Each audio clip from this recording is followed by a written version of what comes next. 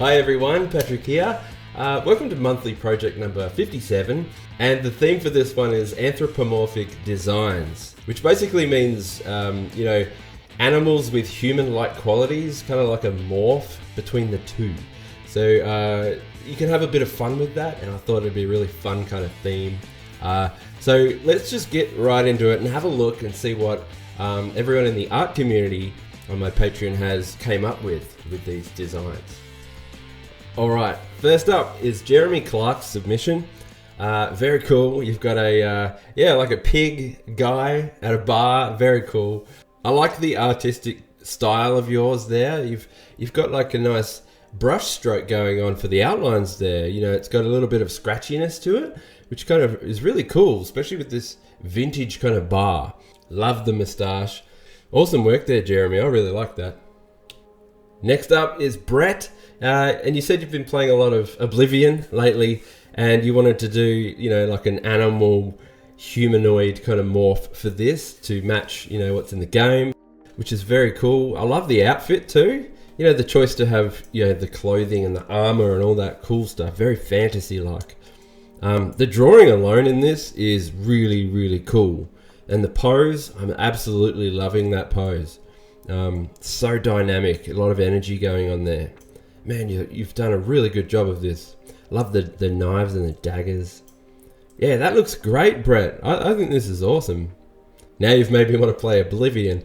The new game looks amazing, by the way. Yeah, really nice work there, Brett. Awesome. Okay, next up, Dan Irwin. And you got Crash Bandicoot here. Very cool to see. He's definitely a anthropomorphic kind of character, isn't he? Bandicoot that has a lot of human qualities, definitely wears clothes, things like that. So that definitely matches with the theme. Nice to see an entire scene here as well, really got everything in there. He even got the mask. I love the details up there in that mask too. Very cool. Yeah, I bet you had a lot of fun with that. I played a lot of Crash Bandicoot in my day. I absolutely love that game. Yeah, it's nice to see this. Awesome work there, Dan. All right. Patrick de Thomas, this is cool. You got a Lion King. I just got that then. But very cool. He's on the throne. I don't know if he's supposed to be a king. Doesn't have a crown, but doesn't matter. I just think it's a very cool looking design. The way he's in the throne. This is really cool to see. I like the face. That line work is really nice and clean there, Patrick. I really like what you've done there. Yeah, that is really cool. I'll give you some feedback on this one very soon. Let's move on. I like this. And Jacob Wells, you've come up with this one here, like an octopus. Is it like a mage? I like the way this looks. The way you've drawn this is really, really cool. Yeah, definitely a mage. Got the hat, magic kind of stance there. Skulls. Yeah, look at them skulls. See, I really like the way you've done like the spot blacks, really all through here. Anywhere there's like a little casted shadow here, just little things like that really, really pull these inks together. Under the hat, very nice work there on the lines. And especially in the tentacles alone and the book. Yeah, beautiful work there. I like it. I really, really like that one. Nice work. And Paul Cameron, you sent through a bunch. I'm going to go through and have a look at them all. And yeah, let's check out these kind of animal designs. This is Wukong, isn't it? The game. Yeah. I'm not familiar with the boss. I've got the game. I just haven't played it too much. But this is a really cool piece here. I love the way that's set up. Yeah, nice composition. Got the dramatic angle tilt, and that's the scale of that big wolf guy is really cool. Yeah, nice. I haven't seen this yet. This is great. Panda Khan. Yeah, I like the way these are all put together. See, very humanoid kind of looking, especially this lizard one here as well. That's nice. This is a huge piece. This is really cool. Love this pose over here. Very nice work. All put together. This big croc guy up here is amazing. Look at that jaw. That's a really cool design there as well. Big hog guy up there. Yeah, that is a really impressive piece there. Oh yeah, this is like a He-Man piece. Yeah, definitely. I don't know whether I suppose it would fall into, yeah, Fish Man, wouldn't it? Yeah. This is Merman, isn't it, from He-Man? Definitely does fall into that kind of category, doesn't it? I like it. Very cool piece. Super energetic. This is awesome. Epic. Love the twist in the body. Do you see how you've got the leg coming forward, but then the whole body twists back, and then you can even see the back arm. This one coming out. Super dynamic piece there. I love that. That's awesome. Oh yeah, another piece here from the previous, the panda one. I just think you've done a really cool job of that. Looks good. Oh yeah, some Ninja Turtles work here. The big crocodile guy. Do I know this one? I feel like I know this character, but it's not ringing any bells for me. Either or, it looks really cool. The design of it, very nice work. Yeah, with the spot blacks under there, really bringing them inks out. You know, making them thicker and bolder. Looks really cool. Yeah, I like this one overall. It looks really, really good. Unreal. Oh yep, another one of the panda. That's a cool pose. I really like that pose, the way you've put this together. Yeah, you're doing a good job of your ink work. And yeah, that's a nice piece. Oh, awesome. Well done, Paul. I'm going to do some critiques now, just on whatever I can see out of this whole set, because there's not too much to go through this month. So yeah, I'm just going to pick one or two out and have a bit of a go at it, do a critique, hey? All right, Patrick, I just wanted to give you a little bit of feedback on this lion guy, the big bulky. Like, I really like it. I think it was something to do with, I feel like he's just too squished down and too contained. The pose is it doesn't look comfortable, do you know what I mean? You want him to feel relaxed in the throne and like, yeah. So I'll show you what I recommend. First thing I'd probably do is shrink him down. Do you see what I've done here? So that's the original, and then I've pushed him back. So these legs need more foreshortening. So I'd even go the other way now, but I'm sizing up the bloat brush, and I'm going to make the foreground of the legs much bigger. So like that. So now they really look like they're coming toward us more. I'd even make them much thicker. And then just the shoulders alone, I feel like they're just slightly too big, so I'm going to size them down as well. I might even just press OK on that. So that was before and then after. I'll zoom in a bit more. So yeah, before and after. It's just giving us a little bit more perspective, but also I feel like a little bit more relaxed. We can go even further. I feel like the whole thing needs to go just much taller, like that. And then I'll just I fixed the head a little bit. Just ignore the beard underneath there, how that's going, the mane.